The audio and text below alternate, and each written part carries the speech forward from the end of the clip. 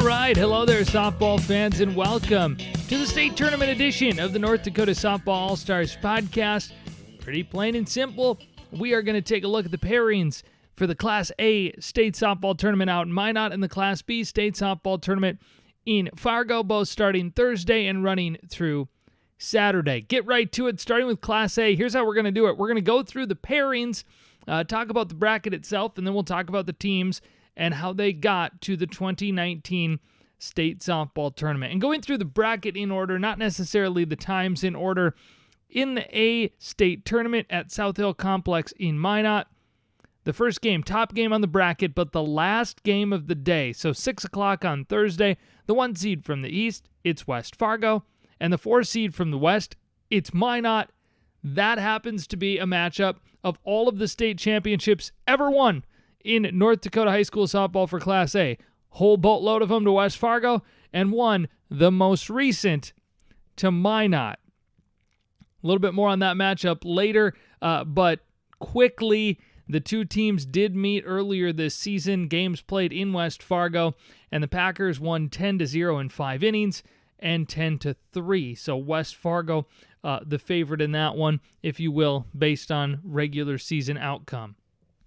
Game number 2 in the bracket, a 1 o'clock start time, so also the second game of the day out in Minot. The 2 seed from the West, it's Bismarck Century, taking on the 3 seed from the East in West Fargo, Cheyenne. These two teams also met earlier in the season. Games played in West Fargo, and they both went to Century. Century won the first game 7-6, and the second one 21-8 in 5 innings. That quarterfinal number 2. Quarterfinal number 3 out west.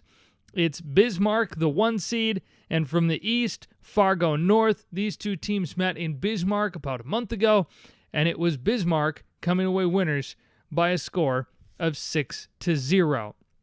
And then the final semifinal, but in terms of time, it's the first semifinal. Valley City, the 2 seed from the East, taking on Dickinson, the 3 seed out of the West. And these two teams played way back on April the 6th. Valley City winning the first game 13-12, and Dickinson winning game 2 12-2. So those are your your quarterfinal matchups there. West Fargo taking on Minot. Bismarck Century taking on West Fargo Cheyenne. Bismarck High takes on Fargo North, and it's Valley City against Dickinson. Those games are all on Thursday at 11-1, 3, and 6. 11-1, 4, and 6 would actually be the times. And then Friday, the semifinals are at 3 and 5, and the state championship game is at 3 o'clock on Saturday, June 1st. And now let's take a look at the teams in the Class A bracket individually, starting with the 1 seed EDC champion West Fargo Packers. They ran off 12 straight wins to finalize the regular season, and that was backed up after 5 consecutive losses. West Fargo went into the EDC tournament as the number 1 seed and topped Fargo Davies, the 8 seed, by a mark of 13-1 in 5 innings. Then beat Fargo North in the semis 7-1, and in the championship game rallied from behind to beat Valley City thanks to the bat of Tori Nichols-Craft. You get this feeling that Nichols-Craft is going to get a hit. We'll see if Haley Schaefer can kill that feeling here. Missed for a ball. That's 75 pitches now, 22 balls, 53 strikes. So it's been, let's see here.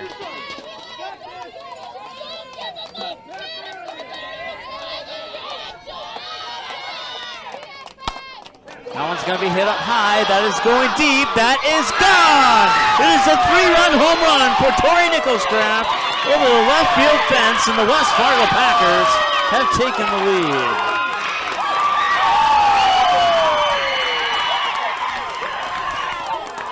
Well, the gut feeling was right, friends.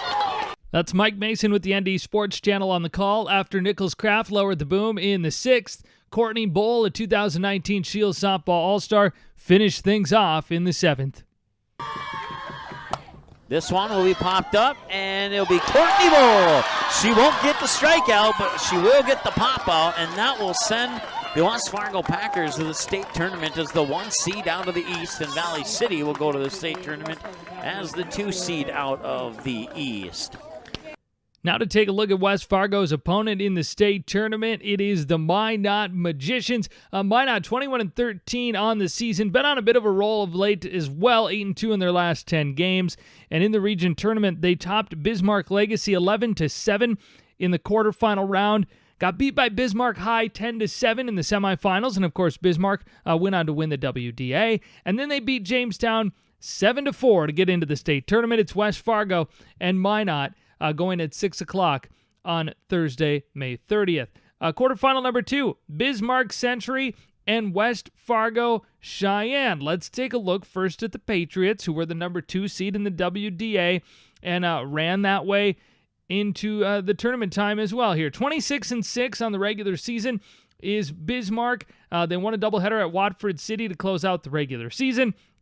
Then beat Mandan by a score of 11-2 in the quarterfinal round of the WDA.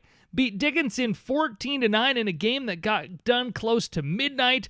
Played through some rain out there in Minot for the region tournament there. And then Bismarck Century fell to Bismarck High 6-2 in the region championship game. West Fargo Cheyenne, on the other hand, they played to a third-place finish at the state tournament last year in Fargo, hoping to get one step closer to a state championship this year. The team is 14-10 on the season, coming in 5-5 in their last 10 games. But the EDC tournament went like this: a 10-0 win over Grand Forks Central in 5 innings, a close 2-0 loss to Valley City in the semifinals, and then a convincing 16-6 win. Check that, 15-6 win over Fargo Shanley Oak Grove. And it looked bleak at times. It was 6-0 Shanley at one point, and then, oh boy, did West Fargo Cheyenne pour it on. Now one's hit up into left center field. Running forward is Linster and also Sorensen. Neither one of them can get there. It'll drop, and that will score Haug from third on an RBI single for Maddie Bucher, and that makes the score 6-5. And all of a sudden, the West Fargo Cheyenne Mustangs are right back in this matchup. Johnson thought she got hit, but home plate umpire disagrees, and it'll be 3 balls and no strikes. Or 3 balls and 1 strike, excuse me. And that one comes up high, ball 4. It's another bases loaded walk to make the score 10-6. This is a count of 1 ball, 2 strikes. The 1-2 is grounded over towards third. It's scooped up by Lucian, fired over to Nelson for the out, and the nightmare inning for the Deacons finally comes to an end. Quarterfinal number 3 in the state softball tournament for Class A features Bismarck and Fargo North. And Bismarck, well, they've been on quite a roll. They've not lost a game since April the 25th, and they roll into the state tournament 26-3, the number 1 team in the coaches poll, and the number 1 team in the QRF, and the number 1 team in the WDA. They will take on Fargo North, but first, before we get to North, a look at the WDA tournament run. For Bismarck, they beat Williston 14-4 in 6 innings, topped Minot 10-7, and won the championship over Bismarck Century by a score of 6-2. Fargo North, maybe the most opposite team in the state tournament based on 2019 results so far. In fact, the Spartans are the only team to enter the state tournament without a winning record. They're 13-15 on the season, 6-4 in their last 10. And the EDC tournament went like this: a win on the road at Fargo Shanley by a score of 9-4, a loss to West Fargo 7-1, and a dagger in Grand Forks Red River 11-0 in 5 innings, sending the Spartans to the state tournament. 2-2, lined out into left field, all the way to the fence. Sam Martin will score. It's 6-0. Greta Rader will score, and it's 7-0. And it's a 2-run RBI double for Sophie Cody. She reached base on a bunt single and then doubled out into left field. And Cody, a base hit, could win the game if it drives in Armin from third and Rader on second. And that hit is going to deep left field. That one is all the way back, and it is a home run. It is a 3-run homer for Sophie Cody, and that will end the game. And the Fargo North Spartans, what a way to send the Spartans to the state tournament on a home run by Cody. Mike Mason on the call there with the ND Sports Channel. In fact, he's been on the call of all the highlights you've heard so far there. A couple from Sophie Cody, who had a big day for Fargo North, including a game-ending 3-run homer to send the Spartans to the state tournament. That leaves us with one final quarterfinal in Class A state softball. The Dickinson Midgets roll in with a record of 25-9. They're 7-3 in their last 10. And the EDC tournament went like this: 7-4 win over Jamestown. A wild 14-9 loss to Bismarck Century. And then Bismarck Legacy. That was the game to go to state, and Dickinson pulled that out by a score of 9-3. They're opposite of Valley City, and you heard the highlight earlier in the program here. Boy, they had a chance, up 1-0 in the bottom of the 6th. West Fargo hit the 3-run homer.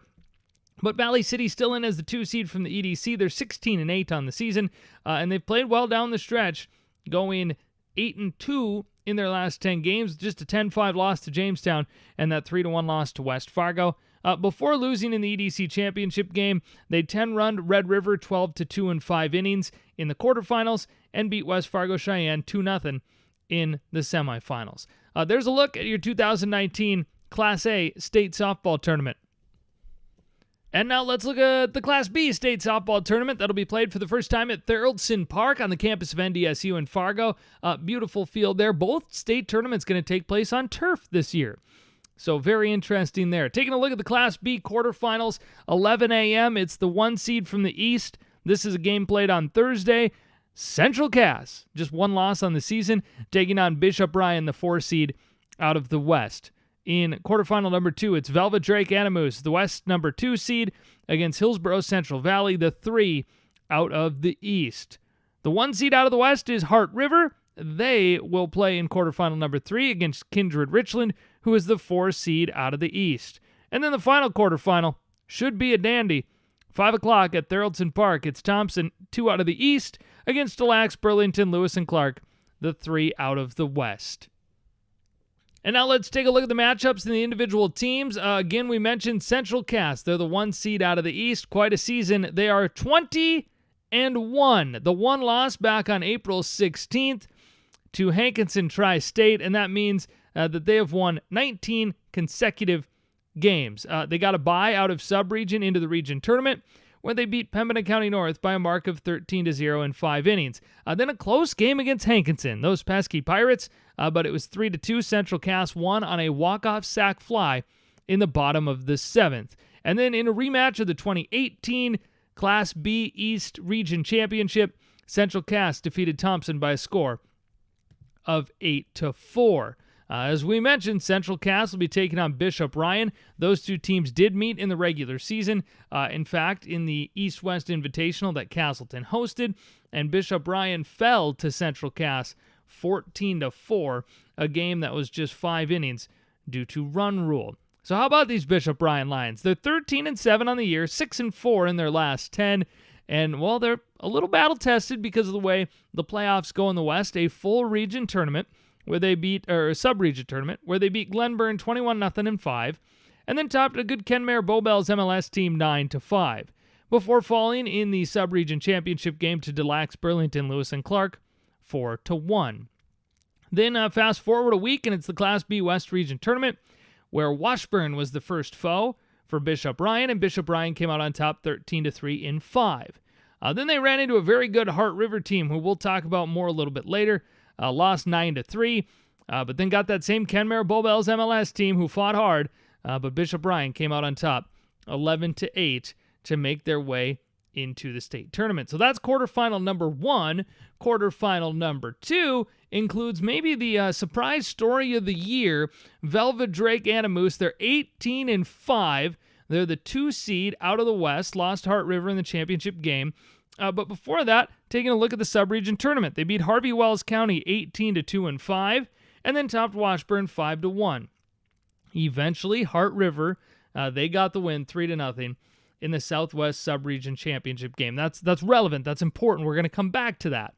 In the West Region Tournament, a 6-3 win for Velva over Kenmare Bowbells MLS, then a 5-4 hard-fought win over Des Lacs, Burlington, Lewis, and Clark, followed by a tough 12-1 loss in 5 innings to Heart River. Why is Heart River relevant? Well, I mentioned that this Velvet Drake Animus team is 18-5. May I take you through their losses? 3-2 to Heart River, 8-4 to Heart River, 3-0 to Heart River, 12-1 to Heart River, and 11-1 to Central Cass. 4 out of the 5 losses, Velvet Drake Animus has fallen to a very, very good Heart River team. Their opponent, it is Hillsboro Central Valley. The Burros are 12-9 on the season, 5-5 in their last 10. They too had a bye to the Class B East Region Tournament, where they defeated Grafton by a mark of 12-2 in 5 innings. In the semifinals, they lost 6-5 to a good Thompson team. A walk-off run in the bottom of the 7th sent Thompson to the championship and sent Hillsboro to a play-in game against Mayport CG, winner to the state tournament. Of course, it was Hillsboro Central Valley winning 9-5 over Mayport CG. Semifinal number 3 as we head into the evening session of the quarterfinals of the Class B state tournament features the Heart River Cougars 21-1. That one loss came back on Saturday, April 27th, 2-0 to Northern Cass. How has Heart River gone through the playoffs? Well, in style. Check that, 14-1, a 13-run win in 5 innings over Garrison Max, 6-4 over Beulah, and 3-0 over Velvet Drake Animus. That is their sub-region tournament. Into the region tournament, Heart River Cougars beat West Hope Newburgh Bottineau 18-1, beat Bishop Ryan 9-3, and as we mentioned before, beat Velvet Drake Animus Sawyer 12-1 in 5 innings. You could say that Heart River is cruising into the state tournament, but they will face a Kindred Richland Vikings team that is no stranger to the state tournament. In fact, the Vikings are 12-10 on the season, but 7-3 in their last 10 games. In the playoffs, Kindred Richland beat Northern Cass 14-2 in 5 innings in a region play-in game. Kindred Richland was the 4 seed. They hosted Northern Cass, the 5. And then into the region tournament, a close 7-6 loss to Thompson. The Tommies came back late, but then the Kindred Richland Vikings put it in overdrive, beating Grafton 6-1 and topping a very good Hankinson Tri-State team 9-6 to get themselves into yet another state tournament. So that's quarterfinal number 3. That leads us to the final quarterfinal. The one I may be looking the most forward to, I think is a fantastic matchup. Thompson versus DeLax, Burlington, Lewis, and Clark. And just for fun, let's start with this DLBLC team. Maybe the best pitcher in the state, Erica Hermanson. You could also say the same for Abby Kessel. You can maybe say the same for some of the pitchers that Central Cass throws out there. So we got some good pitching in the state tournament. The Lakers, though, they're 14-3, 9-1 in their last 10. That lone loss was in the region tournament, which we'll get to in just a moment. I mean, they breezed through sub-region play. 24-0 over Divide County in 5. 17-0 over Ray in 5. And then 4-1 over Bishop Ryan, a tightly contested championship game there. Then things got tight. 2-1 win over Beulah in the region tournament. Then a 5-4 loss to Velvet Drake Animus before DLBLC came back and won 10-0 over Washburn in 5 innings to get into the state tournament to take on the Thompson Tommies. Now, a team with big expectations this year. They finished the regular season and playoffs thus far at 15-4, but they did hit a rough stretch. They went 0-3 in the East-West Invitational way back at the end of April, and they have one loss since. Yep, just one. That was to Central Cass. But before we get to that one, a look at the East Region Tournament. A 7-6 one-run victory over Kindred Richland came from behind there. Then beat Hillsboro Central Valley 6-5. That game was walk-off style. And then fell to Central Cass 8-4. But they got into the state tournament with that win over Hillsboro Central Valley. Swung on, getting into center field. She comes around third. The throw's going to come from Iverson, and that's it. That's Iverson from second. She comes all the way around to score from second. And the Thompson Tommies are going to play in the region championship against Central Cass. Audio there, courtesy of KRJB 106.5 in Ada, Minnesota. Dawson Peterson on the call there. And as we mentioned, Thompson would go on to fight hard, but fall 8-4 to Central Cass in the region championship game. So one more quick look at this Class B bracket. Central Cass and Bishop Ryan play at 11 a.m. on Thursday, followed by Velvet Drake Animus Sawyer and Hillsboro Central Valley. Those two winners play at 3 o'clock on Friday. Heart River takes on Kindred Richland And Thompson takes on Delax, Burlington, Lewis, and Clark. Those winners play at 5 o'clock on Friday. And then to kick off June, a 4 o'clock start time on the state championship game, of course, between the two teams left standing. And I should mention, to be completely fair, there's a consolation bracket, a 5th place game, and a 3rd place game in both these state tournaments as well. Get ready. This is a fun weekend. It looks like we should have excellent weather in both state tournaments in Fargo and Minot. And then after the state tournaments roll through, well, we get right after it again with the Shields Softball All-Star Series. That's Monday in Fargo. 5:30 start time on a doubleheader at Mickelson Park. And then at 5:30, we'll start up again day number 2, Tuesday, June 4th. That game is played in Bismarck at their turf field there. Starion Bank Turf Field at the Sanford Sports Complex. That's a 5:30 start on Tuesday. Hey, good luck to all the teams in the state tournament. Good luck to all the players. Let's have a good, fun weekend. We finally look like we're going to get some good weather.